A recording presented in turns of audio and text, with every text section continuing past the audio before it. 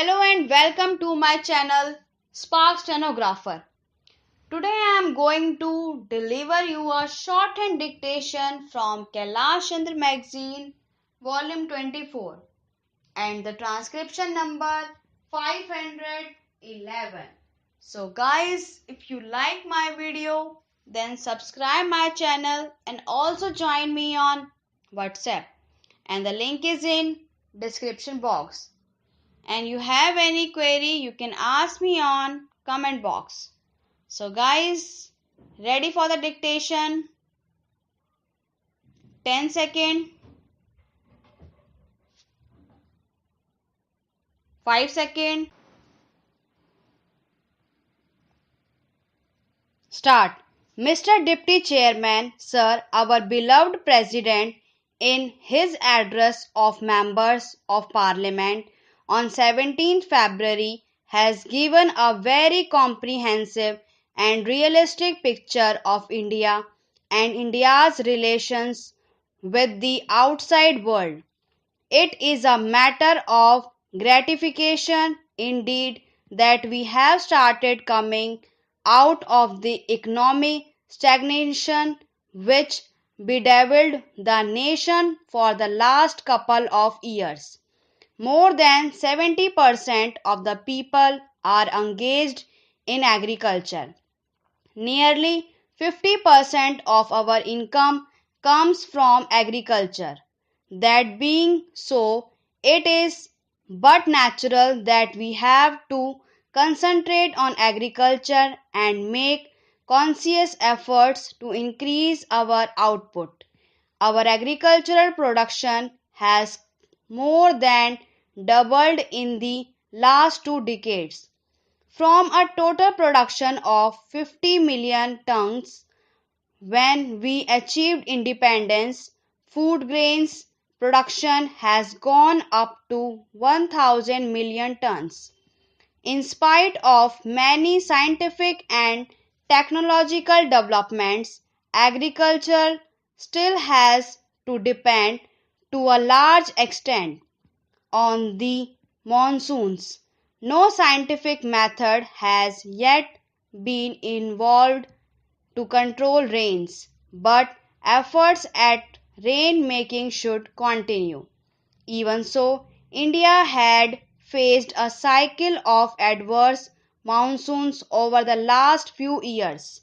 As a result, production in 2002 to 2003 went down to 900 million tons. There was unprecedented and widespread drought conditions throughout a major part of India. In the face of these adverse conditions, we have braved the difficulties with courage and fortitude. During 2003 to 2004, the total rice production stood at around 300 million tons. This is not an insignificant achievement. Other cash crops like jute, cotton and sugar cane had also shown significant improvement. India is likely to have a total jute crop of 150 lakh tons. Cotton production will touch an all-time record of nearly 200 lakh bales. Sugar output is put at 300 lakh tons, out of which 100 lakh tons is exported. These are significant pointers to a meaningful policy being followed by the government.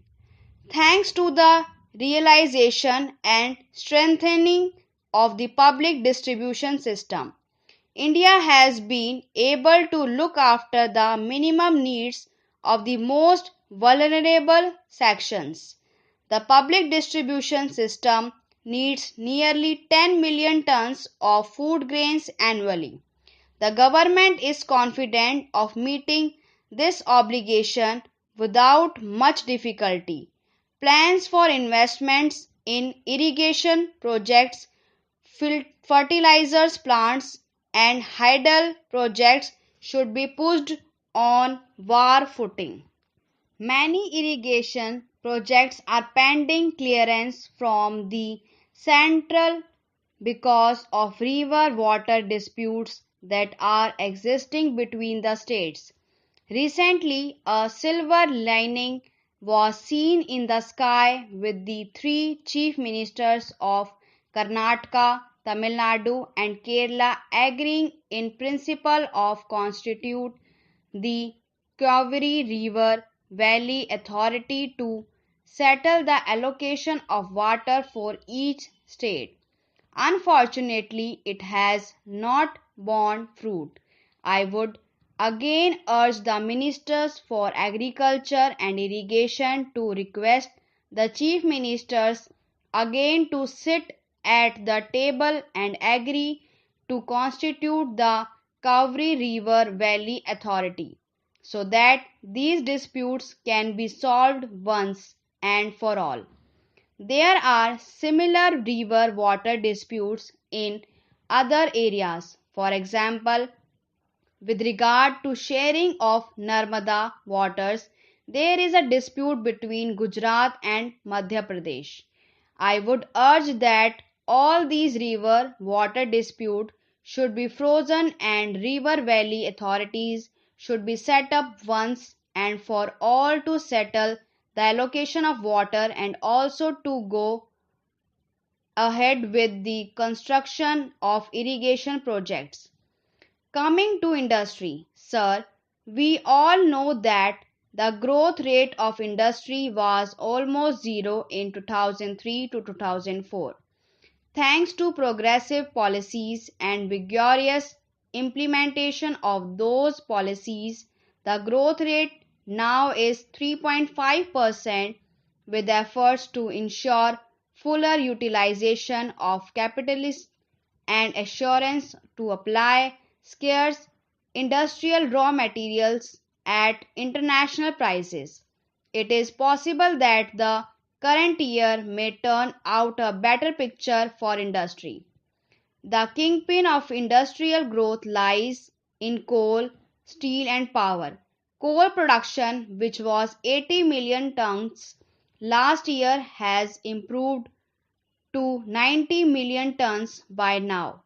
There is no longer any shortage of steel. Thermal power has gone up by 14% and hydropower in DVC as has already been started by the president has gone up by 34%. There is still power shortage in many states in India, particularly in Tamil Nadu and some extent in Karnataka, Haryana and Punjab. So the power projects should be given top priority and the power projects of Kalindi for which the foundation was laid by our beloved Prime Minister should be taken up with speed and completed as early as possible. Mr. Deputy Chairman, sir, you are aware that we had to spend more for import of oil because of the rise in price of oil. It is encouraging to find that we have struck oil offshore in Bombay High and it is expected that we will be able to produce 100 million tons of oil from